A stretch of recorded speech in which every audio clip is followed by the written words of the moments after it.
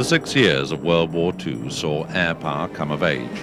Rapid development in aircraft technology produced some of the finest fighter aircraft ever to take to the skies.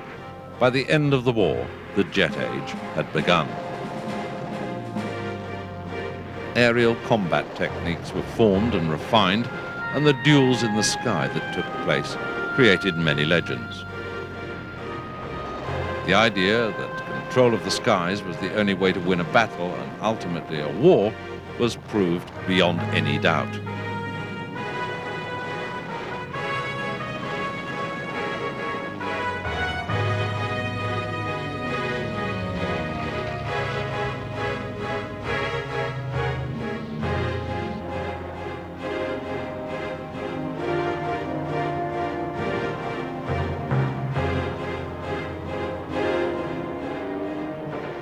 Aerial combat techniques were pioneered during the First World War by biplane scouts over the trenches.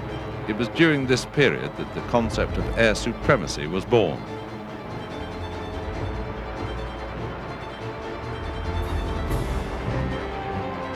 Almost 20 years later, the biplane was still the dominant combat aircraft.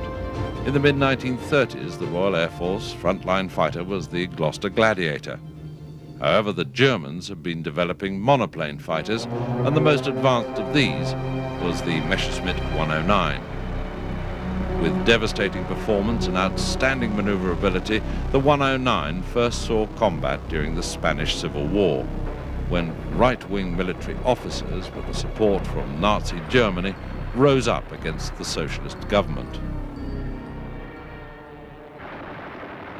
On the 1st of September 1939, World War II began with the German attack on Poland. The massive ground attack was supported by 2,000 Luftwaffe aircraft.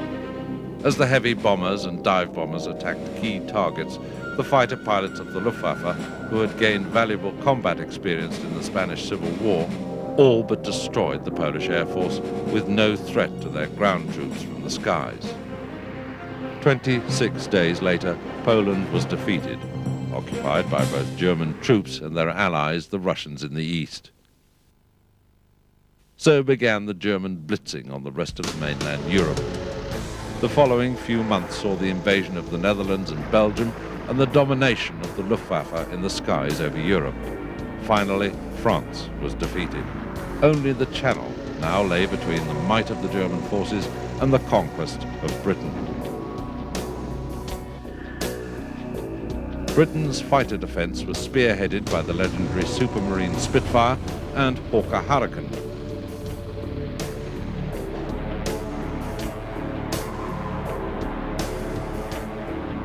During the summer of 1940, these two aircraft were to become legends in one of the most effective uses of fighter power in history.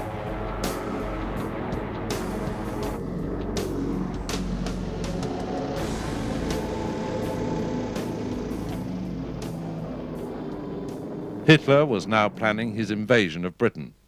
At his disposal was the might of the Luftwaffe, with over 2,500 modern combat aircraft. The strategy was the same as in mainland Europe, to use the Luftwaffe to eliminate Britain's air defences, paving the way for the planned assault by the German army.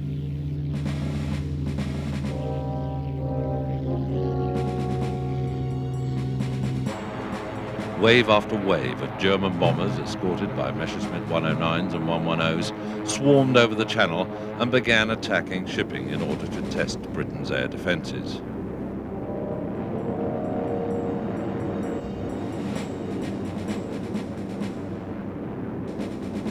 The famous Ju-87 Stuka, the most effective dive bomber ever produced, wreaked havoc on shipping in the English Channel.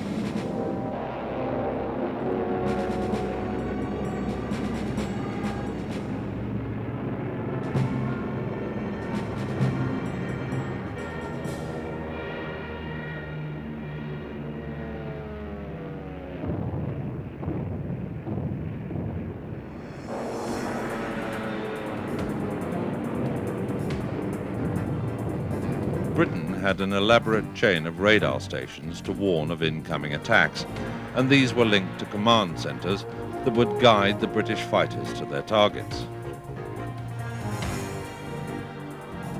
The Battle of Britain, as it was christened, had begun.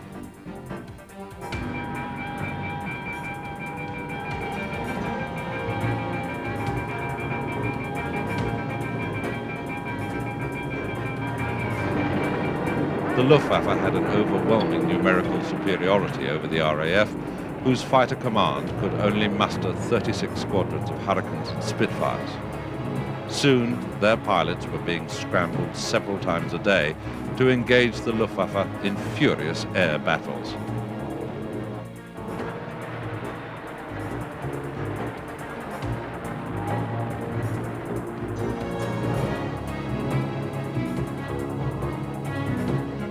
The dogfights in the skies over Britain were clearly visible from the ground as the Germans and British fighter pilots battled to the death in the air.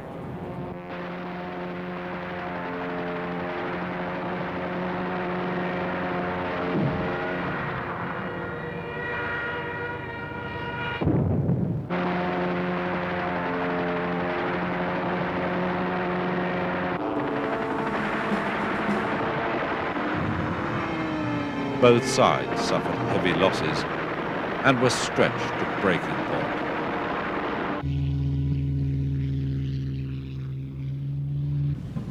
A 109 destroyed, buddy, yes. Oh, good show. How'd you get on, sir? I had a wonderful party, thanks. Are you all right? You get any of the batters? Yes, I got a Messerschmitt 109 and a Dornier.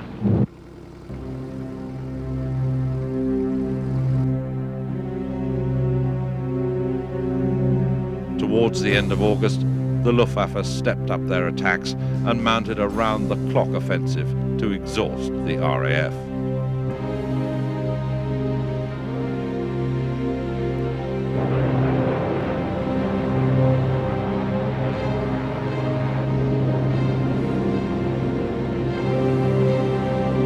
The British placed the highest priority on protecting their airfields.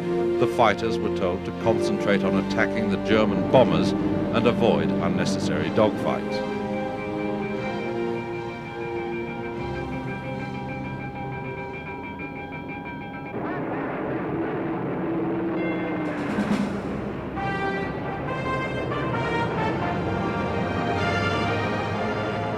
RAF pilots were often in combat 5 or 6 times a day. This was taking its toll, and the strain was beginning to show.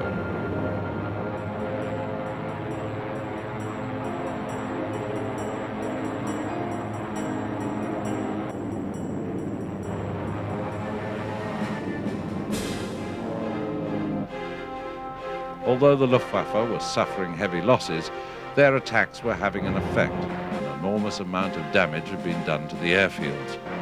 The RAF was perilously close to defeat.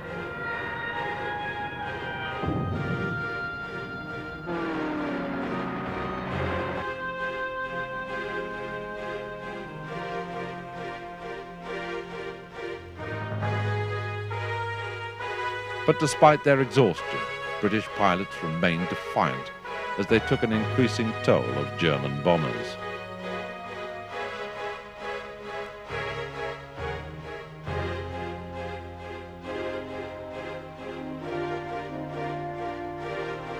The Germans prepared for invasion.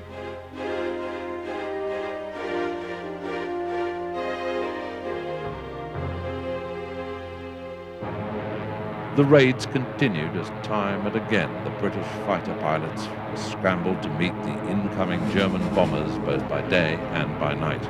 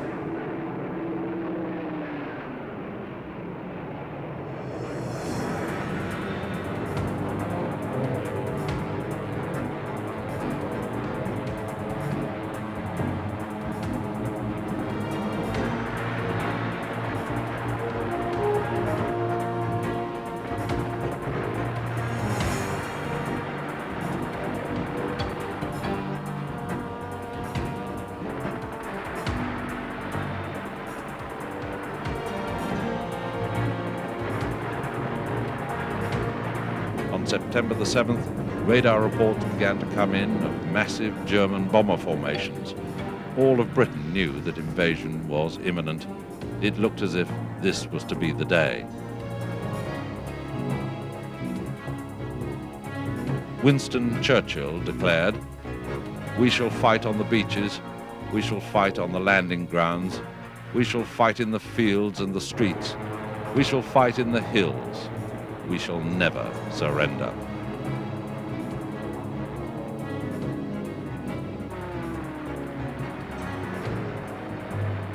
But it soon became clear that the raid was heading towards London.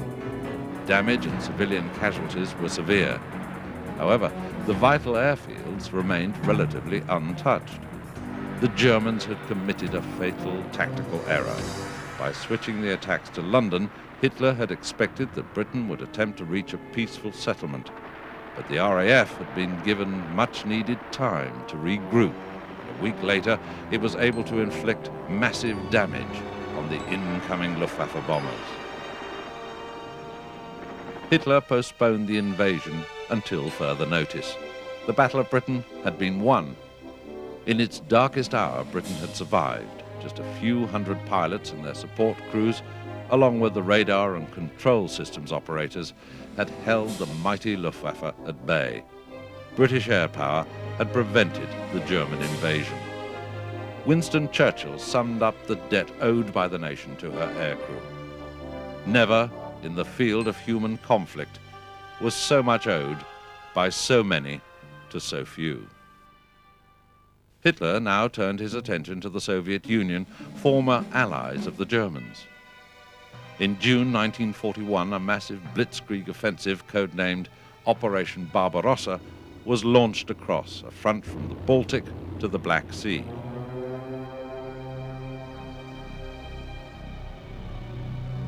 The attack caught the Russians almost completely by surprise.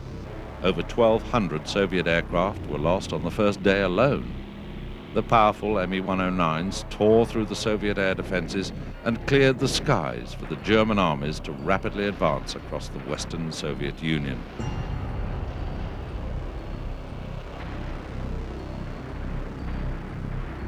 Their advance appeared to be unstoppable, the German troops steadily crossing the Soviet Union.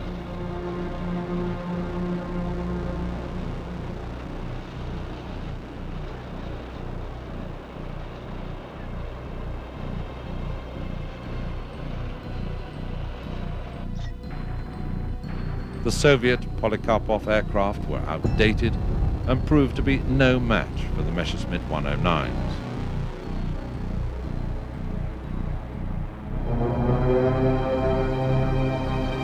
The massacre in the air continued, with the Soviets losing thousands more aircraft.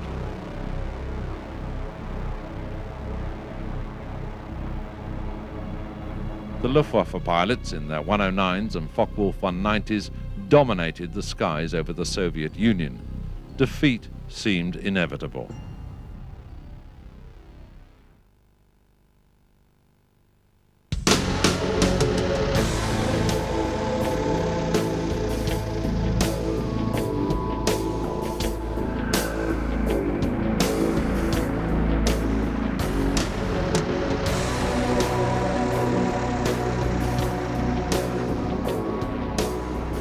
However, the Germans were halted just outside Moscow, not by the Russians, but by the harsh Soviet winter. Hitler's plans had once again been thwarted. Barbarossa was over. The Germans were stalled on the brink of victory by the weather. The pause gave the Soviets time to regroup. In December 1941, the Soviets started their counter-offensive, using more modern Yak-1 and MiG-3 aircraft.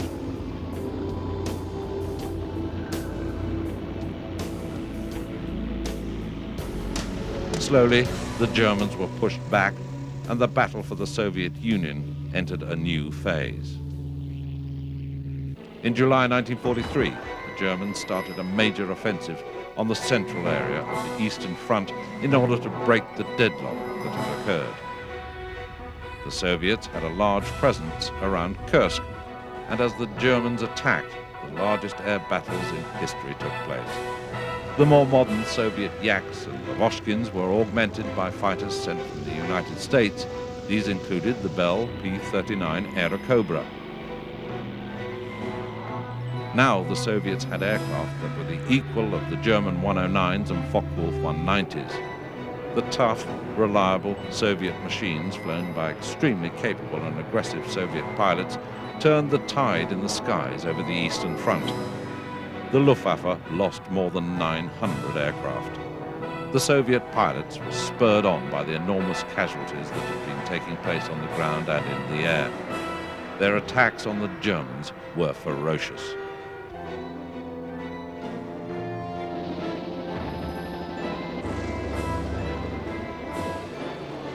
The ferocious tank battle that was taking place on the ground was one of the largest in history. When the German panzer assault seemed to be on the verge of victory, Sturmovik ground attack fighters supported a Soviet counterattack which drove the Germans back.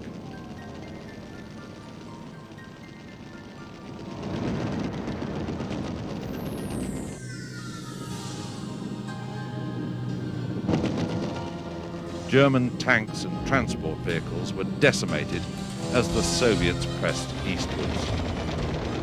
The battle at Kursk had been won by a combination of Soviet tanks on the ground and fighters and ground attack fighters in the skies. The support of air power was once again proving to be devastating.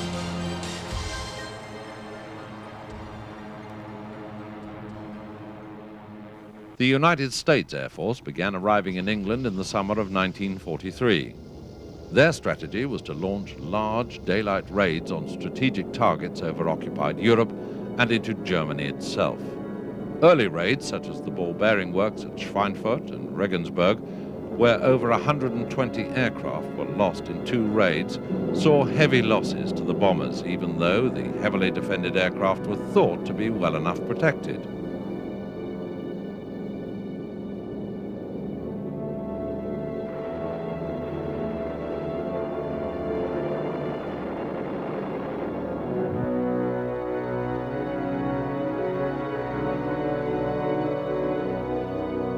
The only answer was escort fighters. To begin with, Spitfires and P-47 Thunderbolts could only escort the bombers part of the way to the target. The P-47 hadn't been designed as an escort fighter, and it didn't have the range to escort the bombers all the way into Germany. The introduction of drop tanks improved the range, and by the end of the summer of 1943, they were becoming increasingly effective.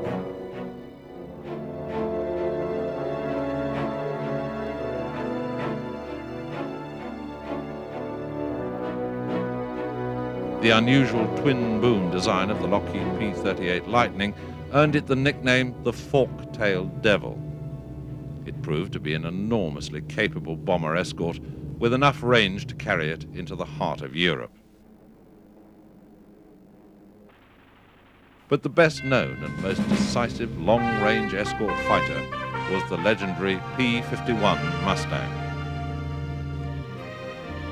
Originally developed for the RAF, the Mustang evolved into a fighter that could escort bombers right into the very heart of Germany. Its superb performance equaled and in some cases bettered the latest German fighters.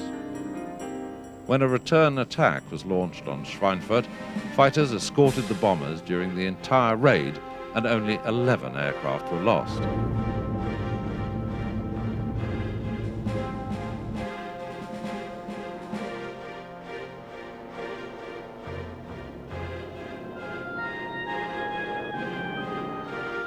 Bomber crews christened these escorts as their little friends. The combination of the escort fighters and the bombers' own defenses proved incredibly effective, and the destruction of the German war machine moved up a gear. The Luftwaffe were taking heavy losses as the war in Europe entered its final phase.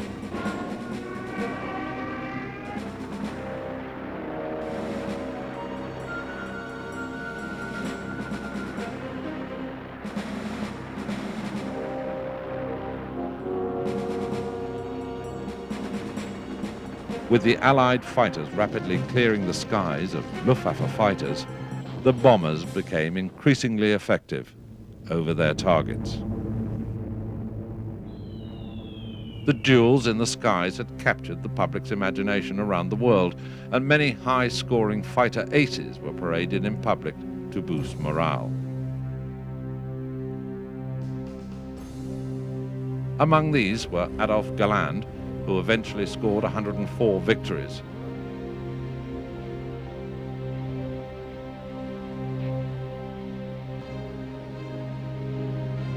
And Francis Gaby Gabreski, who was one of the top-scoring American aces in Europe.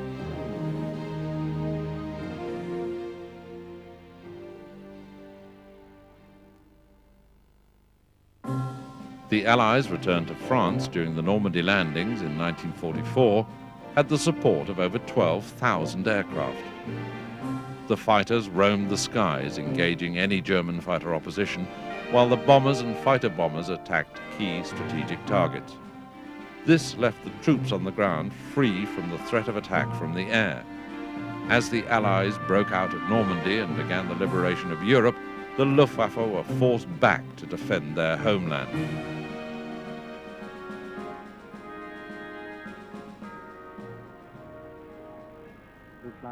The Luftwaffe pilots now had to fight for Germany's very survival. The defense of the Reich had begun.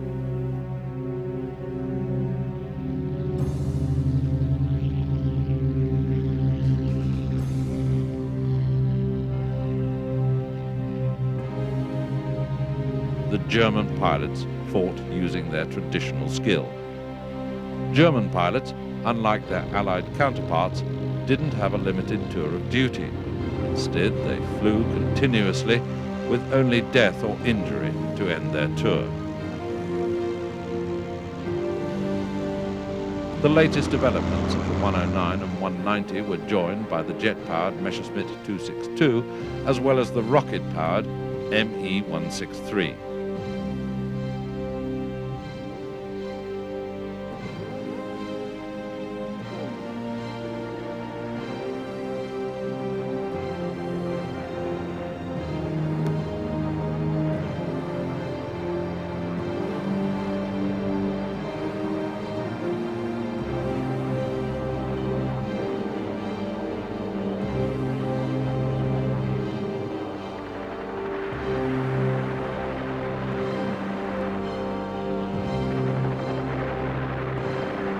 Allied ground attack aircraft flew virtually unchallenged over occupied Europe, wreaking devastation on the German war machine. Over the skies of Germany, the defenders fought, but despite some successes, the end was in sight for the Third Reich.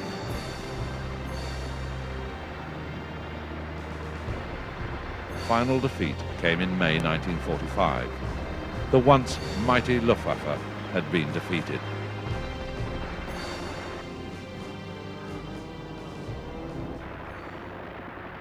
Air power had proved to be a decisive element in many of the campaigns and in many instances turned the tide of the war. Aircraft such as the Mustang and the Spitfire had played a vital part in the victory over the Nazis.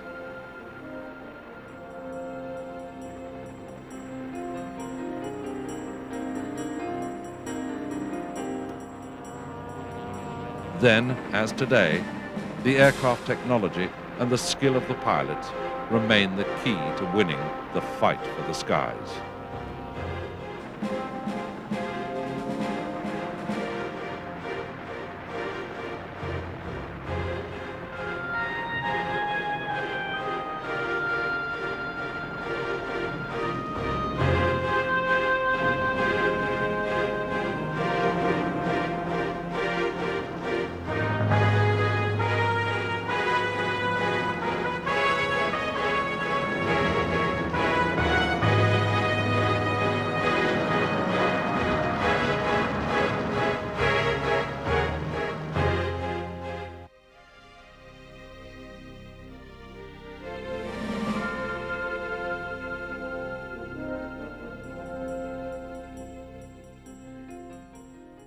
The development of the bomber aircraft dramatically changed the face of warfare in the 20th century. World War I had seen the first use of heavy bombers to attack cities, but it was during World War II that air power was really applied on a massive strategic scale. In the European theatre, both Germany and the Allies used long-range heavy bombers to strike at the enemy's ability to sustain war rather than against his forces on the ground.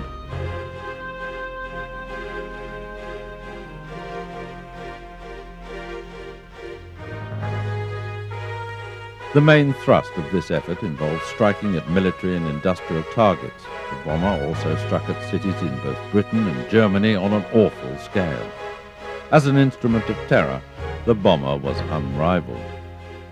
Opposing Allied bomber forces were the hardened combat veterans of the Luftwaffe who put up ferocious resistance to these raids. They soon showed that the campaign would be long and grueling. Many thousands of airmen on all sides perished as the Allies battled the Luftwaffe for control of the skies.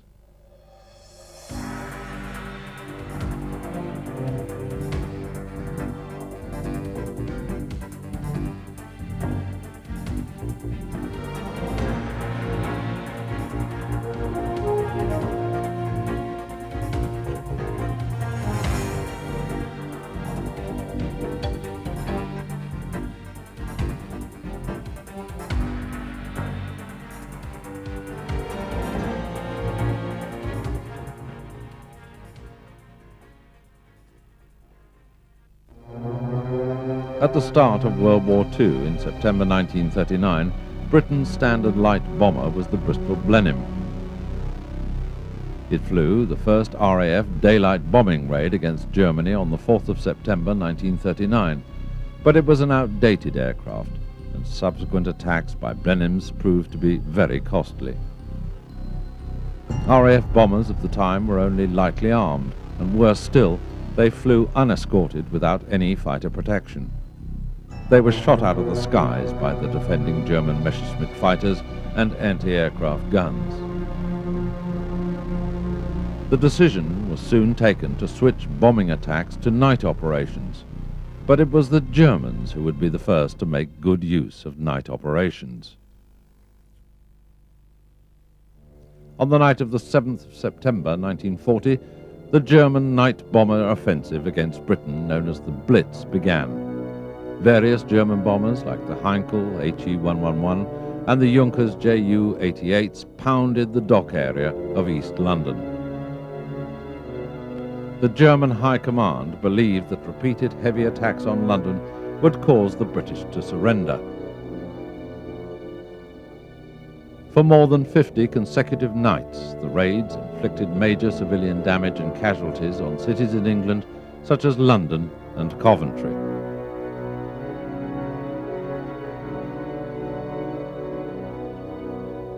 RAF defence was provided by night fighter versions of the Blenheim, but it proved to be largely ineffective against the bombers.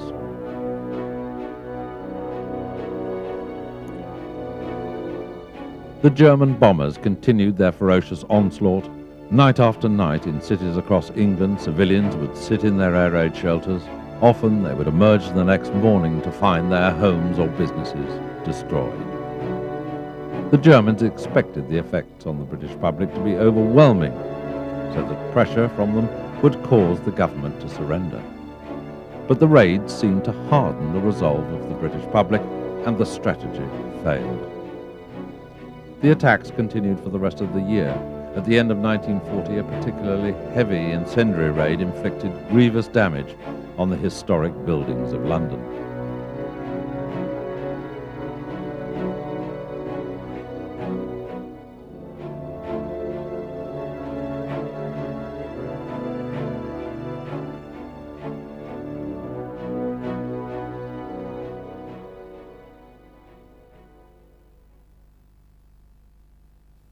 The first few months of 1941 saw the attacks continue, but the RAF's defences were improving with a new, improved aircraft, such as the Bristol Beaufighter, which made effective use of radar to intercept the incoming bombers.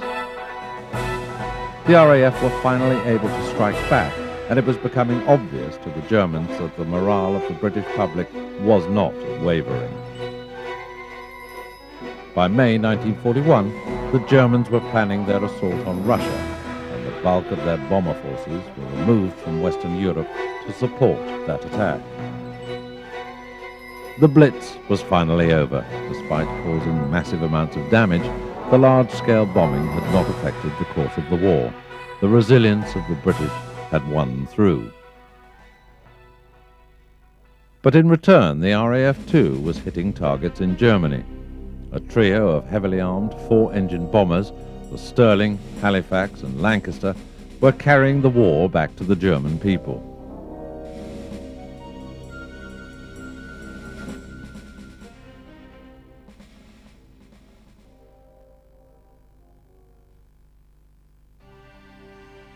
(1942) marked a watershed year for the British bombing effort. It saw the introduction of new equipment. Both the Lancaster and Halifax flew their first operational missions, with new tactics, new technology in the form of navigational aids and radar, and new bombs in the form of heavier and heavier single bombs.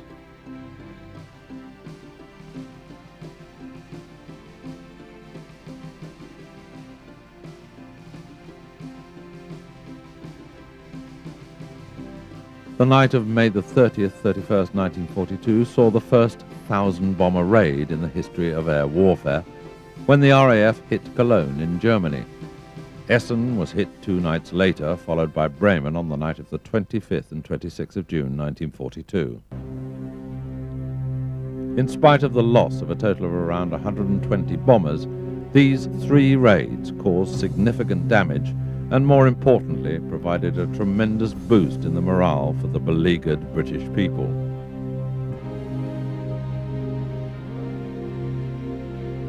With the widespread introduction of the Halifax and Lancaster, arguably the finest bomber of the war in the European theatre, the RAF could now go fully on the offensive against the Third Reich.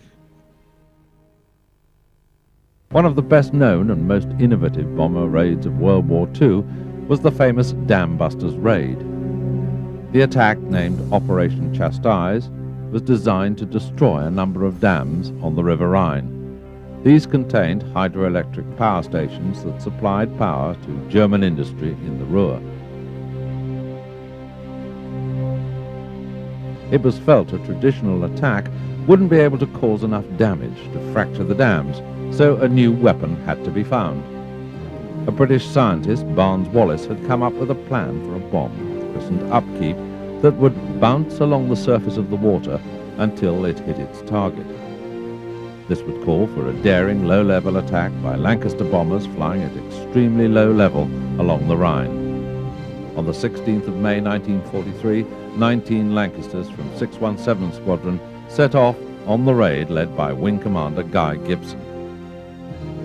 As the Lancasters dropped the bouncing mines, they had to climb away swiftly to avoid the enemy defenses.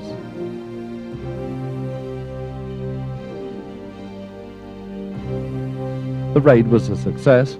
The Möhne and Ada dams were breached, and considerable damage was done to the German industrial capacity. Of the 19 aircraft that left on the raid, only 11 returned.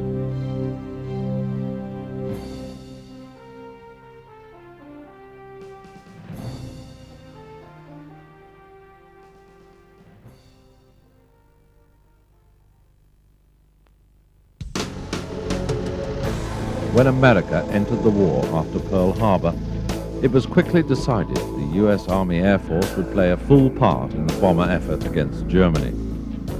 The first elements of the U.S. 8th Bomber Command, which was to become the 8th Air Force, arrived in Britain in February 1942. By August, it was ready for action, and the first Flying Fortress raids, escorted by British fighters, were flown against targets in France.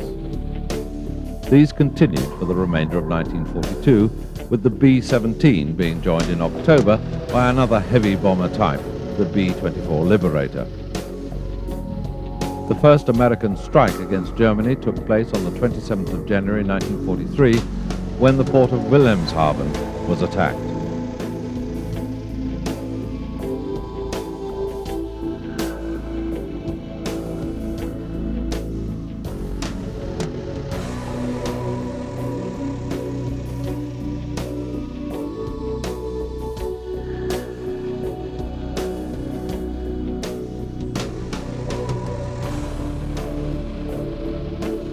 Each B-17 and B-24 was heavily armed, carrying up to 10 50 caliber machine guns placed around the aircraft to provide the necessary defense against German fighters. American tactics involved the use of box formations of bombers. By flying in such formations, each about 20 aircraft strong, the bombers could provide mutual protective covering fire. Initially, German fighters seemed to have difficulty in getting through the heavy fire of the American boxes, but the experienced Luftwaffe pilots soon realized that the American bombers were vulnerable to head-on attacks, where they were not so well armed. New, more heavily armed German fighter variants also began to appear.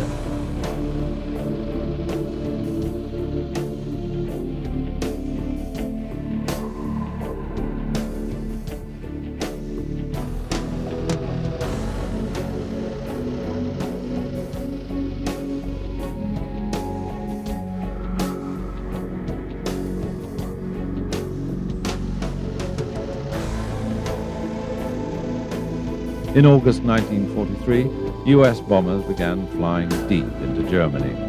This marked the start of one of the most savage aerial campaigns ever fought. The primary objective for Allied air forces was the progressive destruction and dislocation of the German military, industrial, and economic system.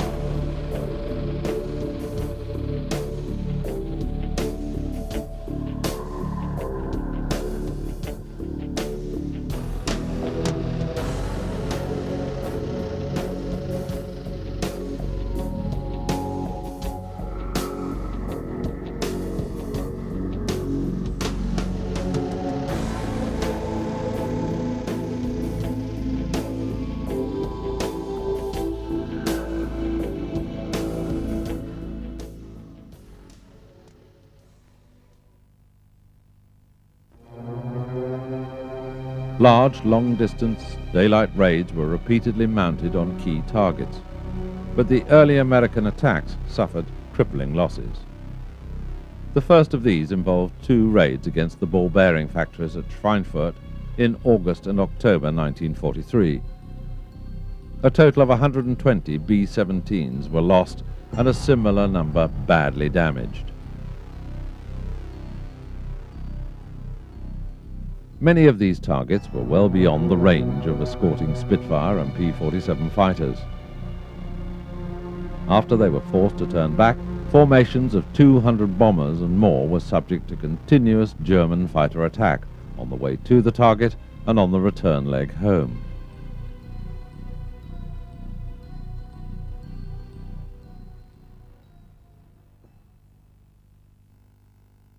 The only way to deal with fighters was other fighters, and the introduction of long-range escort fighters like the P-47 Thunderbolt, the P-38 Lightning, and above all the magnificent P-51 Mustang finally turned the balance in favor of the Allies.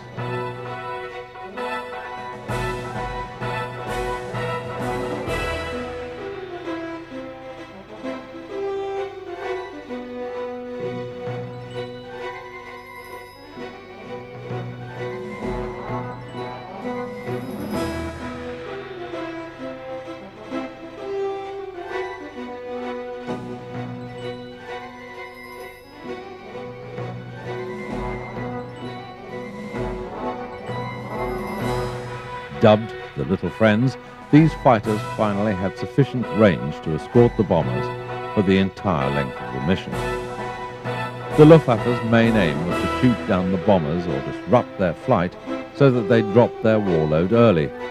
It was the task of the 8th Air Force escorts to see that this didn't succeed. Pitched air battles resulted, with heavy fighter losses on both sides. But ultimately, the Germans were fighting a losing battle. The Allied strategic bomber offensive was overwhelming. It was a round-the-clock effort, mounted during the day by the Americans and at night by the British.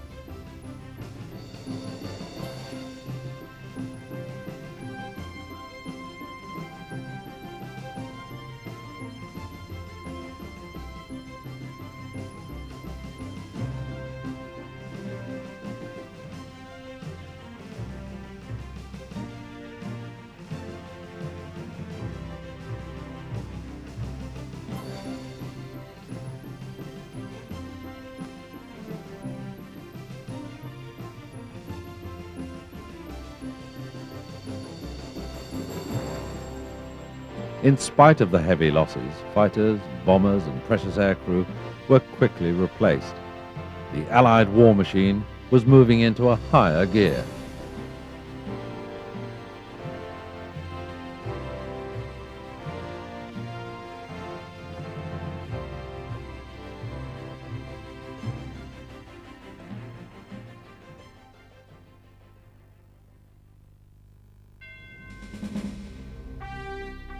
Royal Air Force heavy bombers also joined in the attack against strategic maritime targets, such as surface vessels, which also threatened Allied shipping, and hardened concrete pens for the U-boats.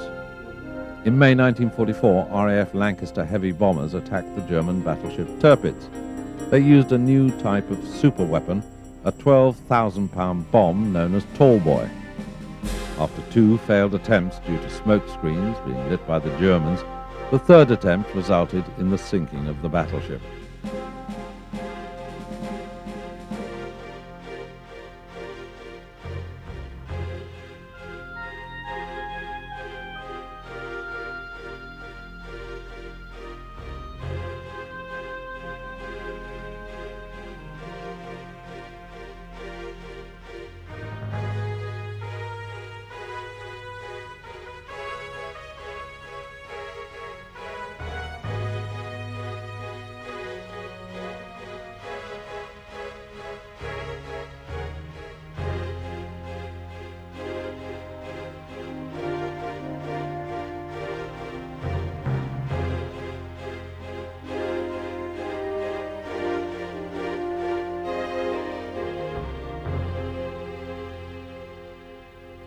At French Atlantic ports such as Brest, the Germans had built up well-protected submarine pens to shelter their U-boat fleet. Protected by up to 40 feet of reinforced concrete, these proved to be almost impregnable until they too were hit by tall boy bombs dropped by Lancasters.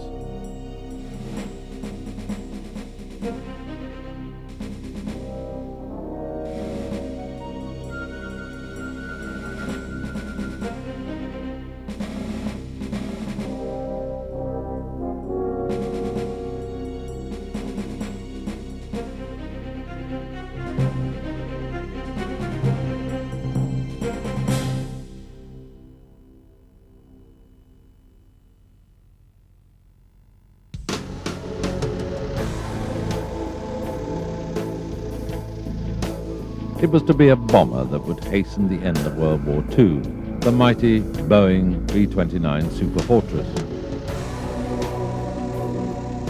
The first B-29 raid against mainland Japan took place on the 15th of June 1944. 50 aircraft set off from bases in China. The long distance between China and Japan severely limited the bomb load of the B-29s. However, the first real blow had been struck against mainland Japan.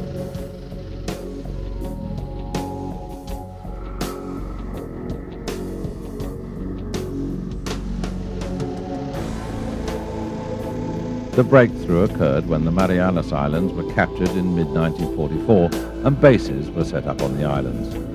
The shorter distance to Japan meant that the superfortresses could carry a much heavier bomb load.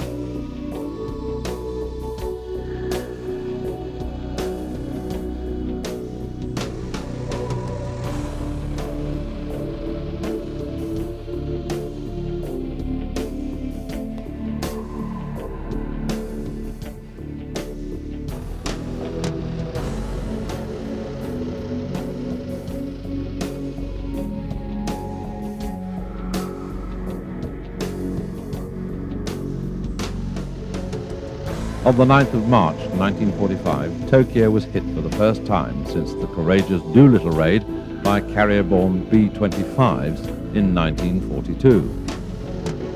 In the following months, mainland Japan was hit by a number of devastating strikes.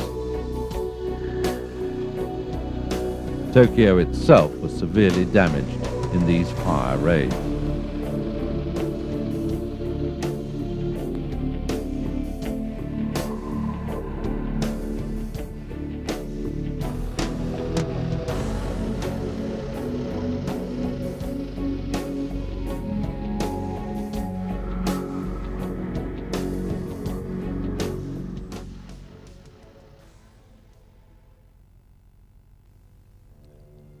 However, on the 6th of August 1945, a lone B-29 Enola Gay dropped an atomic bomb on the city of Hiroshima.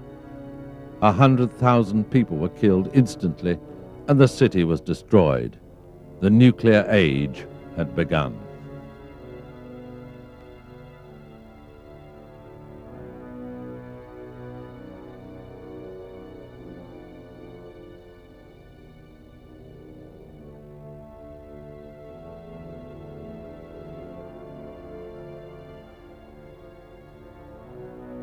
On the 9th of August 1945, a second bomb was dropped on Nagasaki. The Japanese surrendered almost immediately. World War II was finally over. The B-29s had forced the surrender of the Japanese mainland without the need for a costly ground assault. Once again, air power proved to be decisive.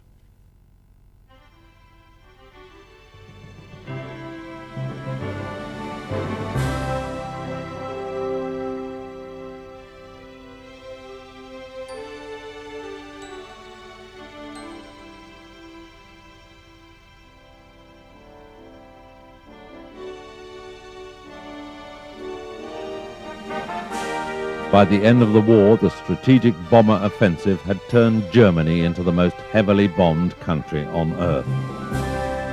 In the words of the British Prime Minister Winston Churchill, the Third Reich had sown the wind. Now they shall reap the whirlwind. The bomber had come of age.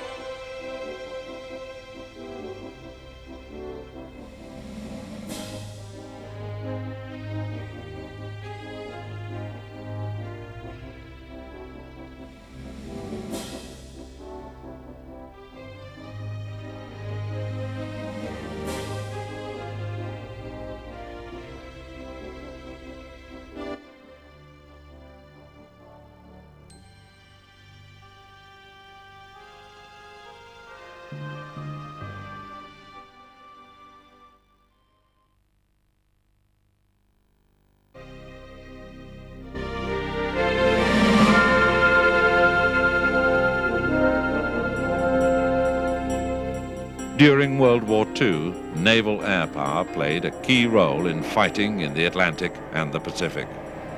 Due to the vast expanses of water which had to be traversed, the aircraft became the most effective way of projecting air power quickly and in force for both offensive and defensive missions. For centuries, the ship had dominated warfare as the most powerful strategic weapon. World War II saw the rapid development and rise of the aircraft carrier, which combined both air and sea power to create a devastating new weapon. The conflict saw epic clashes between Allied and Japanese carriers, where naval air power was applied on an awesome scale. Carrier air power brought America into the war after the Japanese attack on Pearl Harbor in December 1941. 6 months later, the Battle of Coral Sea became the first engagement in history where opposing sides fought entirely by aircraft and where they neither saw nor fired upon one another. Further great carrier battles between the Imperial Japanese Navy and the United States Navy took place at locations whose names have become legend: Midway, Leyte Gulf, Okinawa. In the European theatre of operations during the Battle of the Atlantic, land and carrier-based aircraft played a vital role in the hunt for German U-boats or submarines. In both Atlantic and Pacific theatres, the aircraft was not only an instrument of war, but also an angel of mercy. For aircrew shot down in the vast oceanic expanses, nothing was more welcoming than the sight of a Catalina flying boat as it landed on the water to rescue them.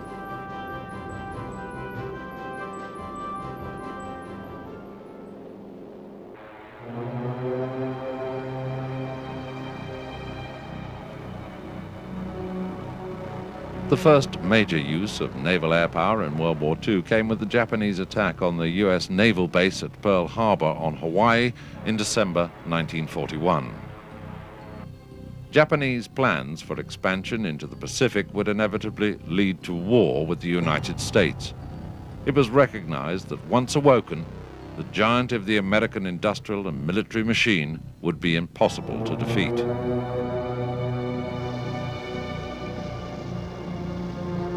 America was largely unready for war at this stage, having only token defenses in the Pacific.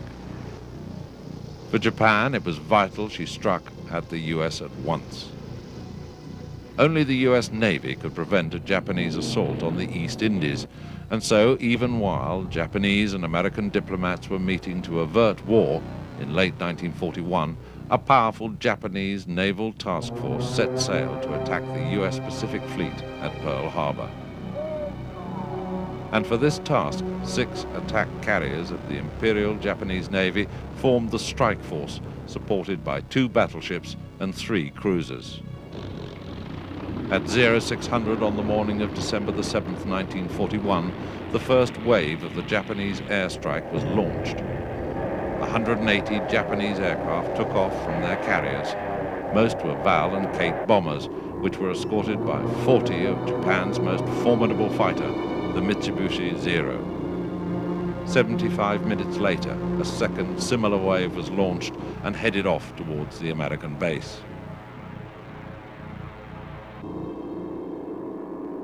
The attack achieved complete surprise against the Americans. At 07:55, the first Japanese bombs struck the naval air station on Ford Island, destroying Catalina flying boats. Within minutes, 4 US Navy battleships lay blazing after being mortally hit by bombs and torpedoes. Elsewhere, many other warships were attacked and damaged. For the Japanese, the attack had been a spectacular success. 4 US Navy battleships had been sunk, 4 others severely damaged. Other losses included 3 destroyers sunk and 2 cruisers damaged. Nearly 200 aircraft had also been destroyed. Total cost in the lives of the American personnel stood at nearly 2,500. The attack on Pearl Harbor had taken place on December the 7th, 1941, and US President Franklin Roosevelt called it a date which would live in infamy. America was now at war.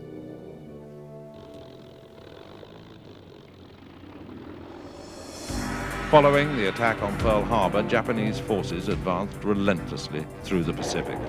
As virtually every island between the Asia continent and Australia had yielded to the troops of the Land of the Rising Sun, Allied morale fell lower.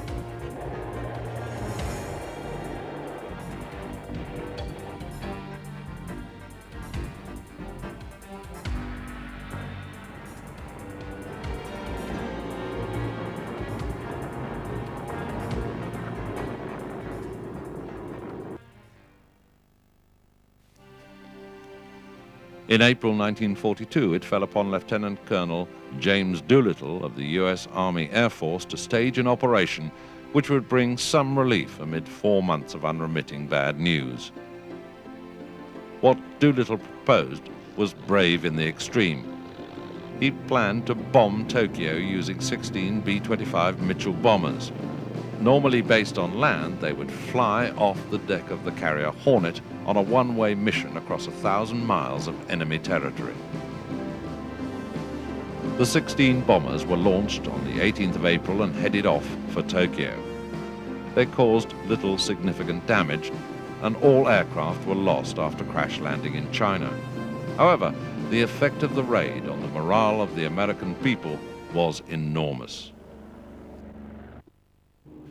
The Japanese strategic plan was to establish an outer defense perimeter in the Pacific. The key to this was the American base at Midway. They believed that any battle to defeat the US Pacific Fleet must be fought and won in 1942 before the vast American naval building program could bear fruit. For the assault on Midway in June 1942, Japanese Naval Commander-in-Chief Admiral Yamamoto had assembled a powerful naval task force which far outnumbered that of the Americans. Yamamoto had 8 carriers, 11 battleships, and over 100 other vessels. The first actions opened on the 3rd of June 1942 with attacks by 100 Japanese aircraft on Midway's airfield and its defenses. American B-17 bombers and other land-based attack aircraft struck the Japanese fleet but caused little damage. Early the next morning, American strikes were launched. The first attack by 3 squadrons of Devastator torpedo bombers was completely annihilated.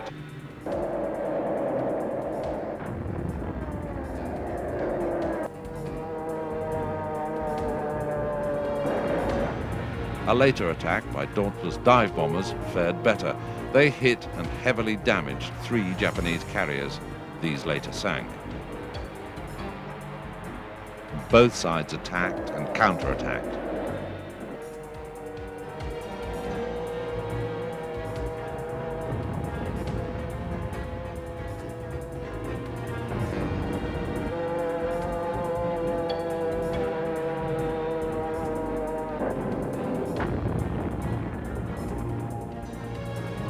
A strike by dive bombers from the surviving Japanese carrier Hayu was shot out of the sky by US Wildcat fighters.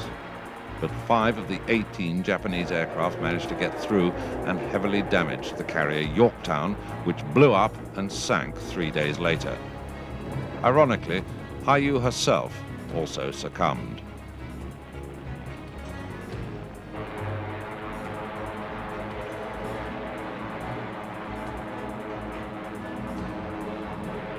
With Japan's loss of her 4 carriers at Midway, along with their precious experienced airmen, she was unable to dominate the Pacific. Midway is therefore one of history's decisive battles. It marked the turning point in the war in the Pacific and confirmed the carrier as the dominant warship.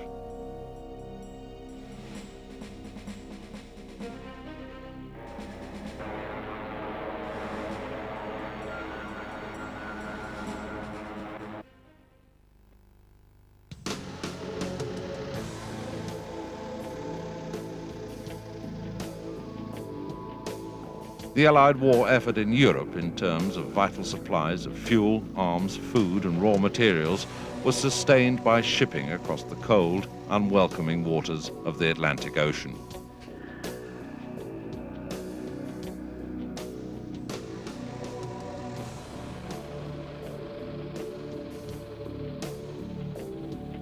But between 1941 and 1943, German U-boats took a massive toll of merchant vessels, sinking millions of tons of shipping.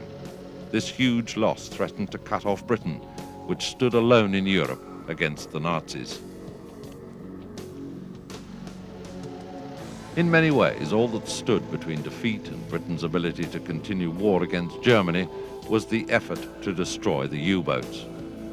RAF Coastal Command expanded rapidly to counter the submarine menace. One of the most successful patrol aircraft was the short Sunderland flying boat.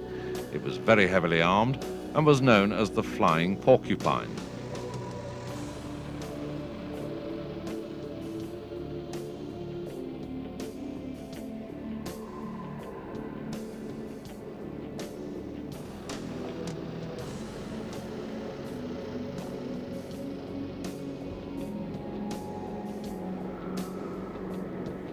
Under the Lend-Lease scheme, America supplied the twin-engined consolidated PBY Catalina flying boat, which scored some notable successes in sinking U-boats.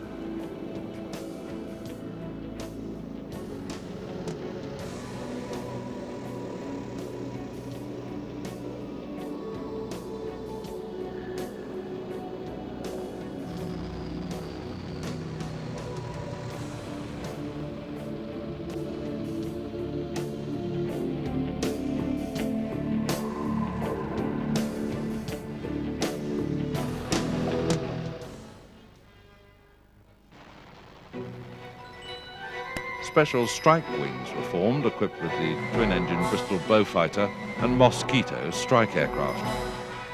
Each was armed with machine guns, 20mm cannon and up to 8 rockets for these dangerous low-level missions.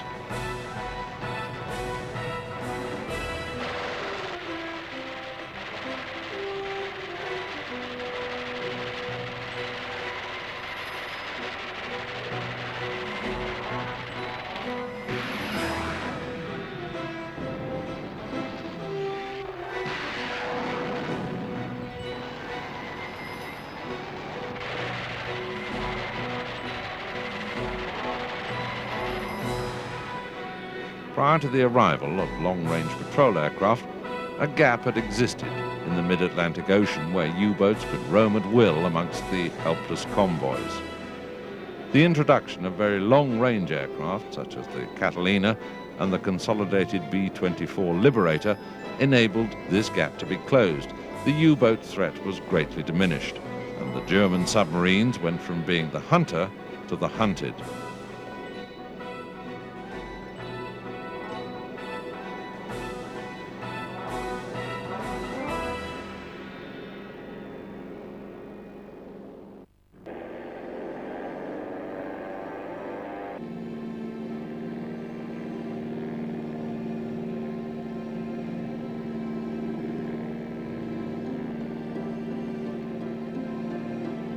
The Battle of Midway gave the Americans the chance of seizing the initiative.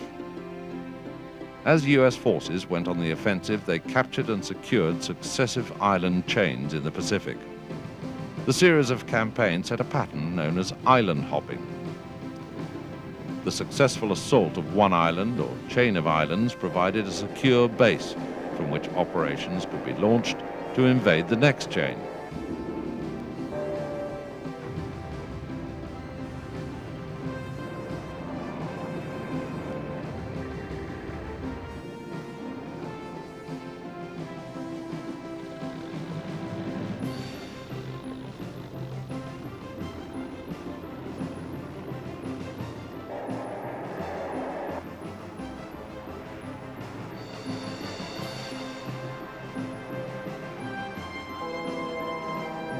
In August 1942, 19,000 Marines captured the island of Guadalcanal in the Solomons chain.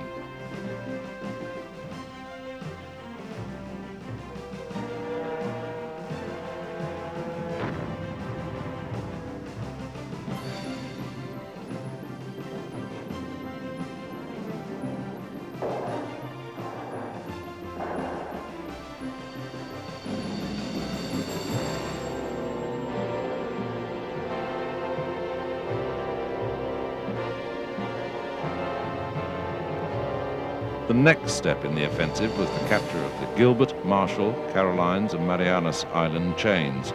Each island hopping campaign followed a broadly similar pattern.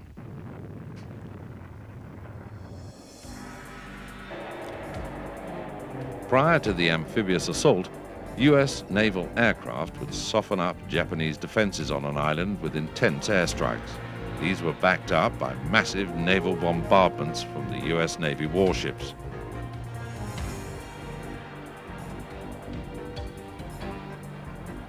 Naval guns and carrier air power also provided close support during the actual assault phase itself. As the Marines went ashore, they met fierce resistance.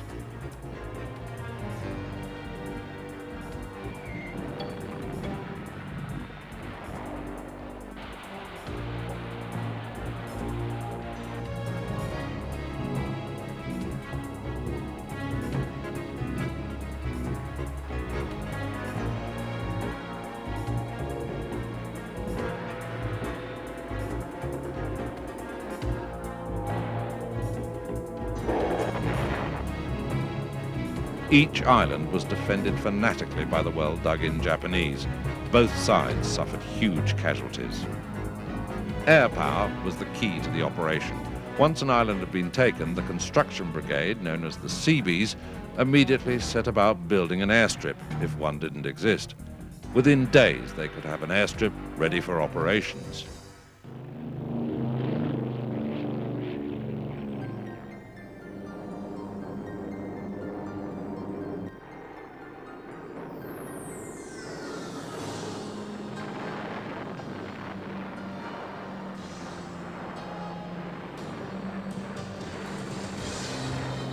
From such airfields, US Army Air Force land bombers such as the B-25 Mitchell and A-20 Havoc could mount raids to attack Japanese coastal shipping. These vessels became key targets as they carried vital supplies to Japanese garrisons.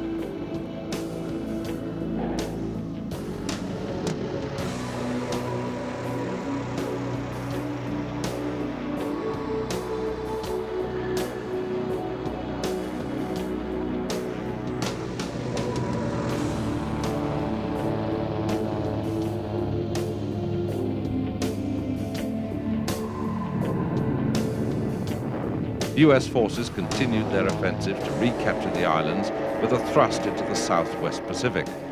On the 15th of June 1944, 20,000 Marines went ashore on Saipan. The Japanese contested the landings and engaged the US Navy in another major carrier battle, which began on the 19th of June 1944.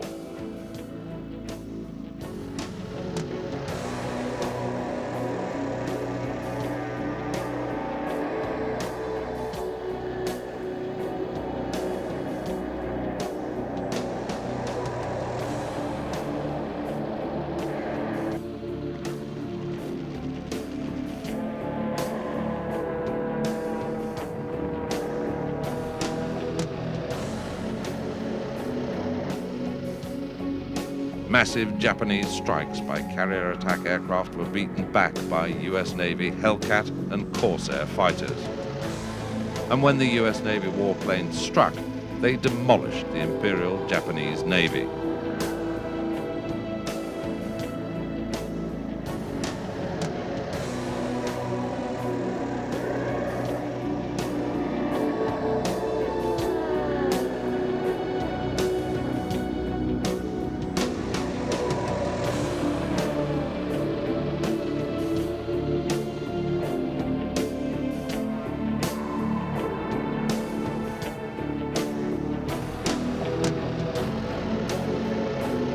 By evening, when the battle was over, the scale of defeat for the Japanese was clear. They'd lost 3 carriers and nearly 350 aircraft. It's no surprise that the battle became known as the Great Marianas Turkey Shoot. At enormous cost to both US Marines and its Japanese defenders, Saipan was taken on the 9th of July 1944 after over 44,000 troops on both sides had been killed or wounded. Capture of the Marianas Islands, Saipan, Guam and Tinian was a crucial point in the war in the Pacific. From 5 huge airfields, raids by B-29s could be launched to bomb the Japanese mainland itself.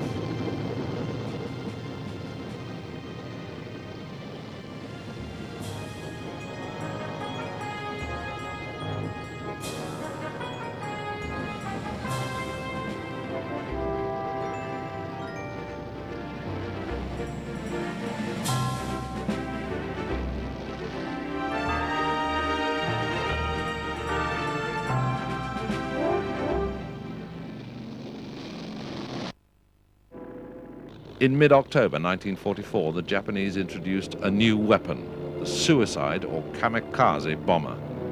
A Japanese pilot would fly a plane packed with high explosives directly at a target in a suicide attack. For the Japanese pilots to die in this way, it was a great honor. For the American sailors on the ships being attacked, it was a terrifying ordeal.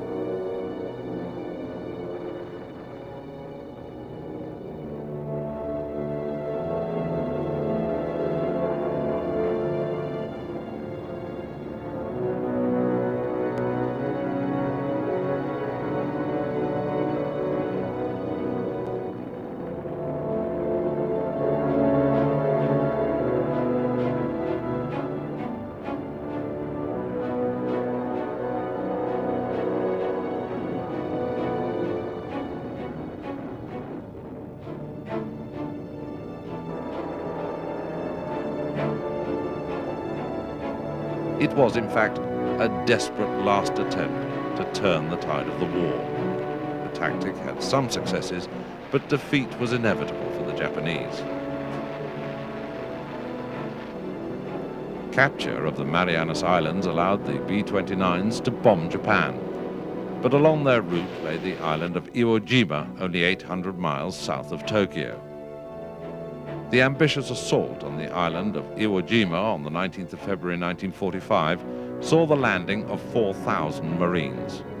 Once more, a bloody and sustained battle ensued with the Japanese defenders both on land and at sea, where the US Navy warships came under intense kamikaze attack.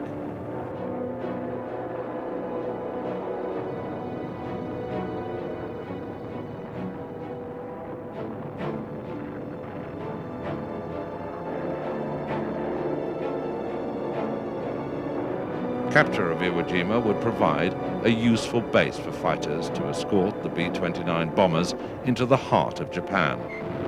It would also allow crippled B-29s shot at over Japan to be recovered. The Marines eventually prevailed. 4 days later, the American flag was raised on the island.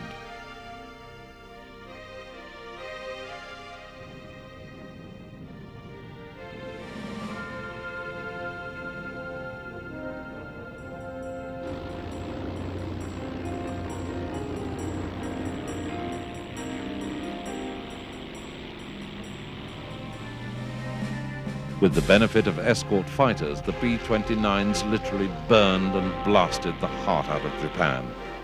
And in August 1945, it was B-29s which twice dropped a new and terrible weapon, the atomic bomb, which brought about the end of the most terrible conflict that man has ever seen.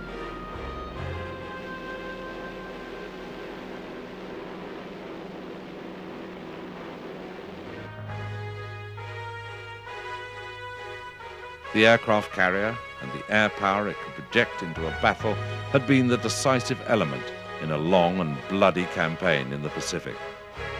Without its massive firepower, the war would undoubtedly have taken a very different course.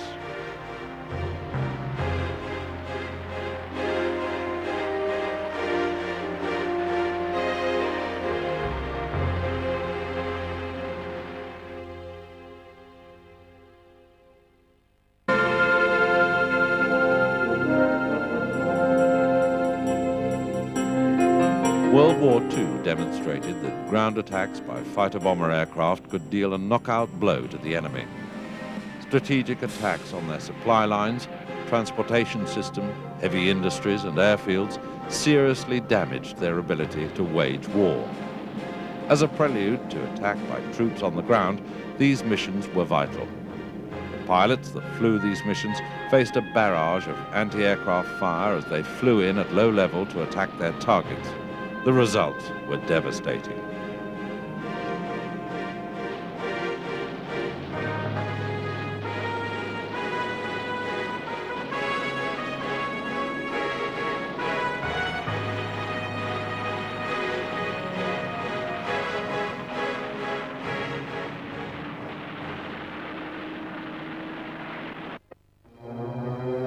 At 4:15 a.m. on the 1st of September 1939, Germany launched an attack on Poland. At its spearhead was the infamous Ju-87 Stuka dive bomber. Attacks from over 350 of these aircraft wreaked havoc on Poland's airfields, supply lines and war factories, destroying the Poles' ability to defend themselves against the German onslaught.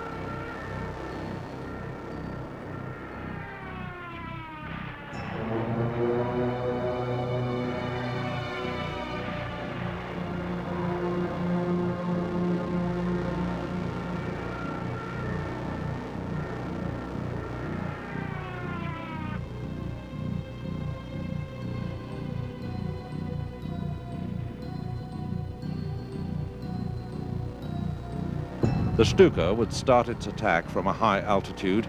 It would then enter a steep dive, and just as it pulled out of that dive, the pilot would release his bombs. The scream of the aircraft and resulting destruction would prove to be overwhelming.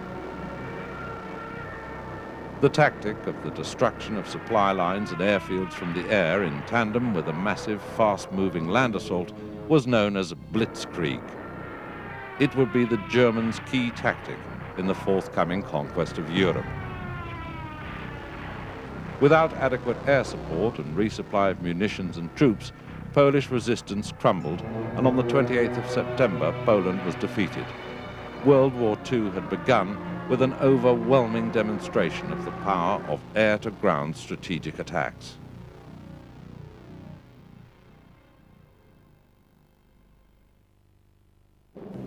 A new method of attack was pioneered during World War II, precision bombing. The heavy bombers would be very effective at destroying a large area, but there would be strategic advantages in being able to destroy a single target, leaving the surrounding area untouched. In order to place a bomb precisely on a target, the fighter bomber would have to fly very fast at extremely low level in order to avoid being hit by flak. The classic de Havilland Mosquito proved to be well suited to this task. The Mosquitoes would set off from airfields in Britain and would cross the sea at very low level in order to avoid enemy defenses. Targets would often be specific buildings, such as this chateau in France, being used to house German U-boat crews. The result would be devastating.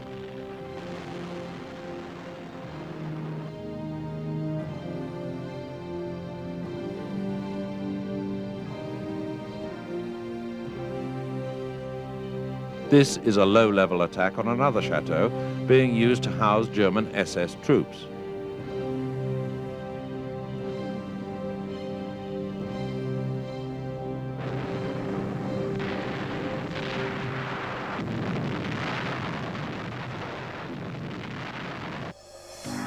The best-known precision strike of the war using a fighter bomber was the raid on the prison at Amiens in northern France on the 18th of February 1944.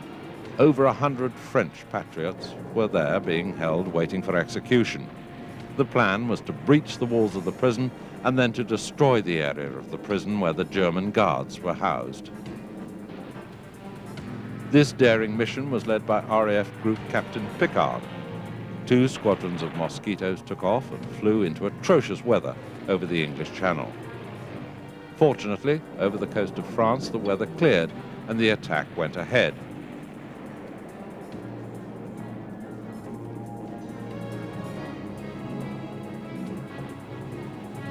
The mission was a success. The walls were breached and considerable damage was done to the prison. Tragically, Picard didn't return from the raid, but the amazing accuracy of the strike proved beyond doubt that precision bombing was a valuable tactic. During the final decisive stages of the war in Europe, precision ground attacks would play their most vital role.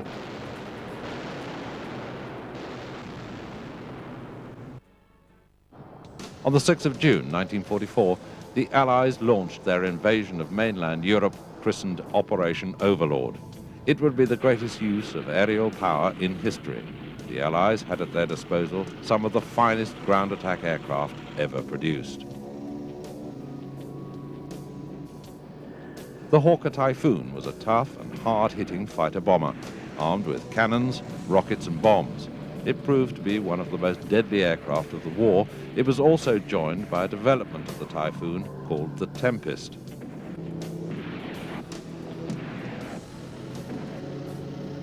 The Douglas A-20 Havoc was a versatile aircraft that flew a variety of challenging missions.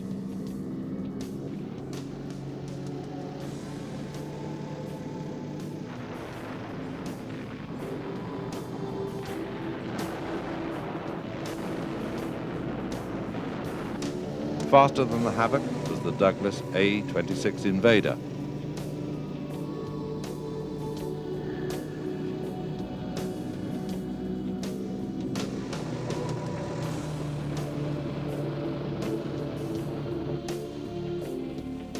The North American Mustang was not only a superb fighter, but it could also turn its attention to tactical bombing and ground attack.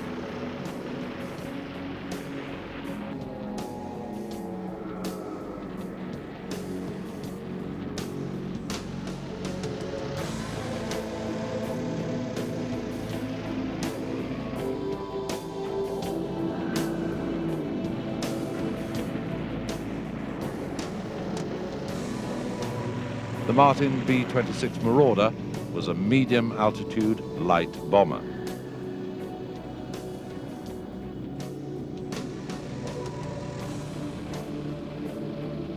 Probably Britain's finest light bomber of World War II was the de Havilland Mosquito. It combined speed with blistering firepower.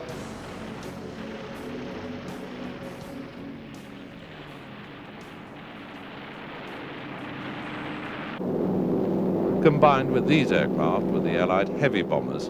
In fact, the forthcoming invasion could rely on the support of over 12,000 aircraft.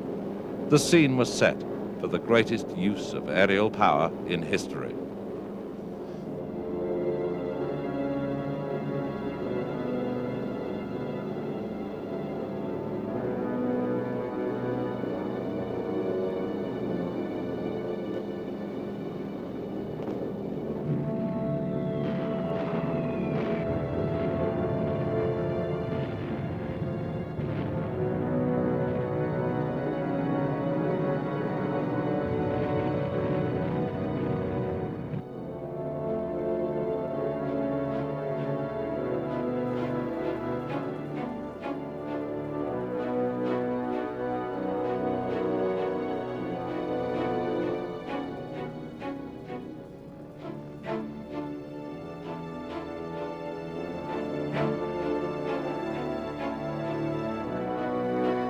Phase 1 of the main air campaign was to smash key points in the road and rail systems of occupied France.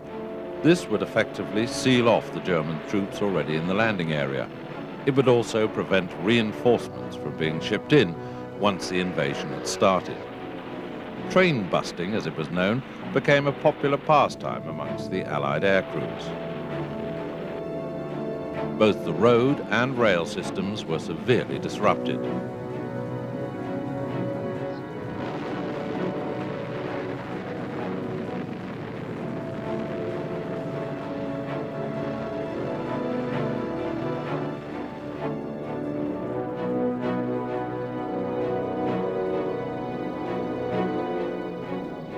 At the same time, targets such as E-boat bases, radar stations and coastal batteries were attacked along the French coast.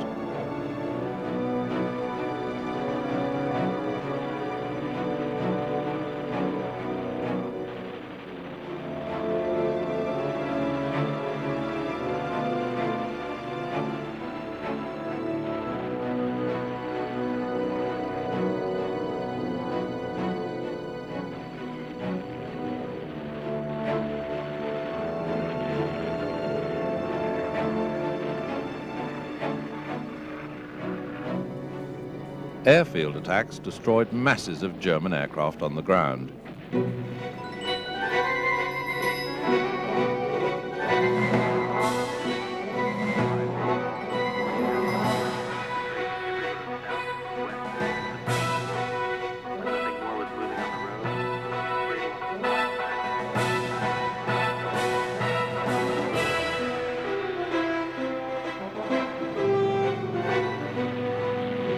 Heavy bombers also attacked key strategic targets in a softening up operation that started some months before the invasion. The destruction caused by all these raids paved the way for the next phase of the operation.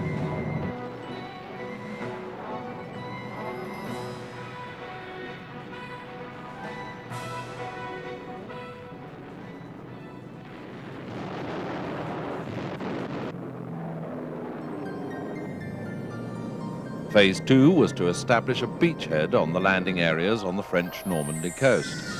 Early on the morning of June the 6th, 1944, 1,000 B-17 and B-24 heavy bombers dropped thousands of tons of bombs on the beaches.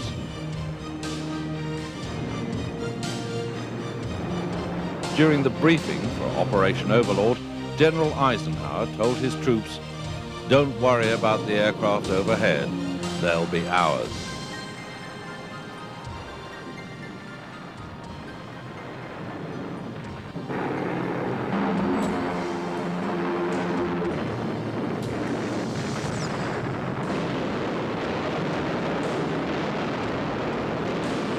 Under a protective cover of Allied fighters, the first Allied soldiers crossed the English Channel and landed on the beaches of France. The invasion of the mainland of Europe had begun.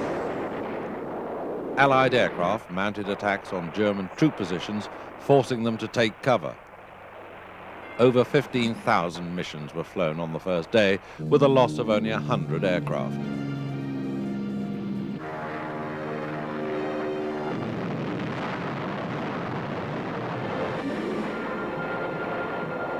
During the next 4 days, the Allies consolidated their position with fighter bombers attacking road convoys and trains, trying to deliver German reinforcements to the battle area.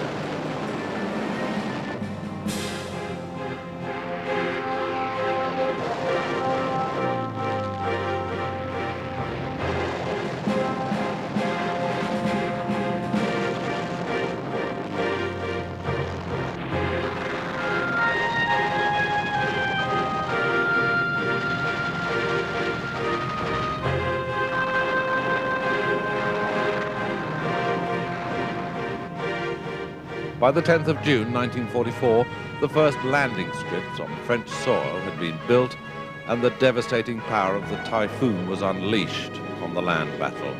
With their rocket armament, they proved deadly.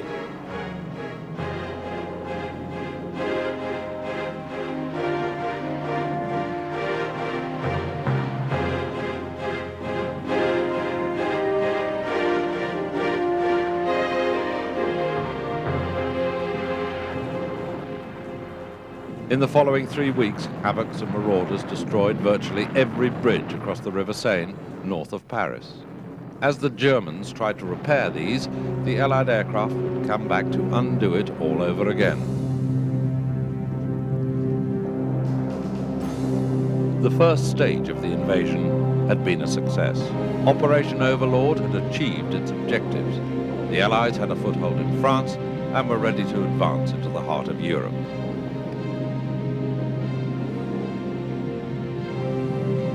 Air power had severely damaged the Germans' ability to defend against the invasion, and the skies over the Allied troops were kept free from enemy aircraft.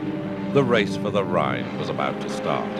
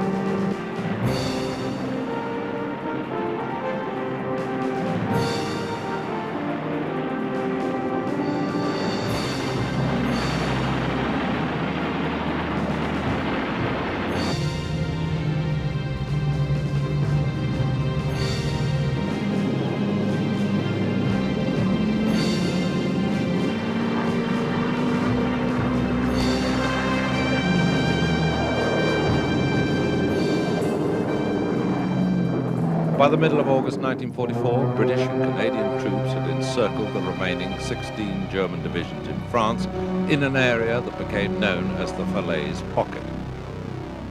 This is where air power virtually settled the liberation of France.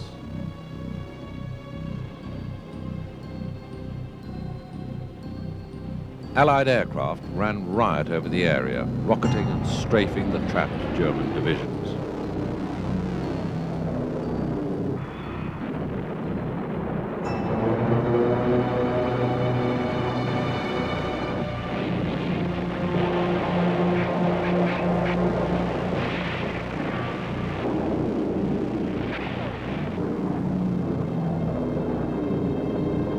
Typhoons attacked any escape routes for the Germans. Salvo after salvo of rockets were fired at their armored vehicles.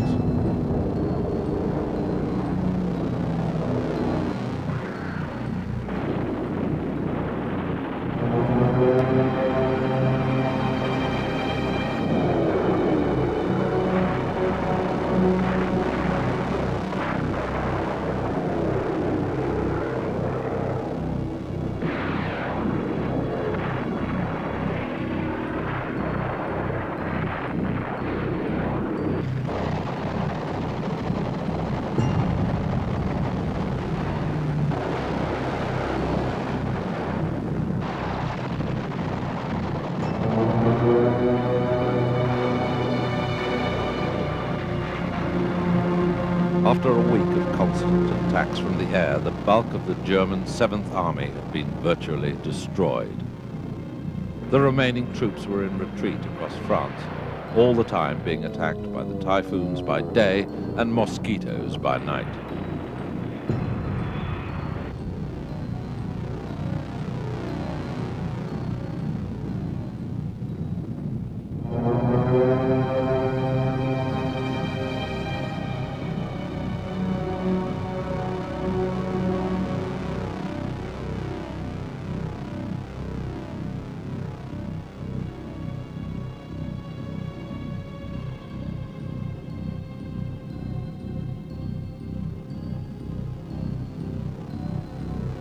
With the last major German presence in France eliminated, Paris was liberated on the 25th of August, 1944.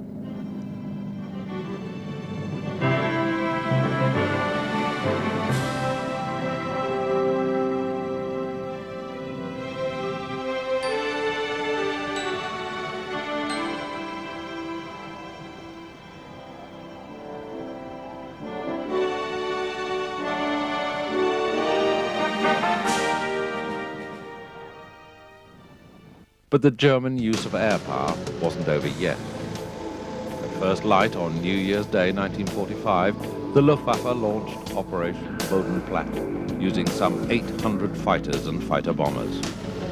The aim of the operation was to destroy Allied air bases in Belgium and the Netherlands. The attack caught the Allies almost completely by surprise, and considerable damage was done to some airfields.